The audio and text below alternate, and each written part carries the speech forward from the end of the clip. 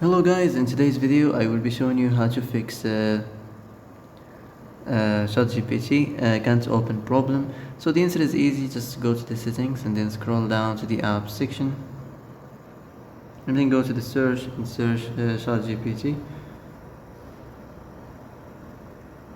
And then go to the storage and here you will find this clear cache option, click on it.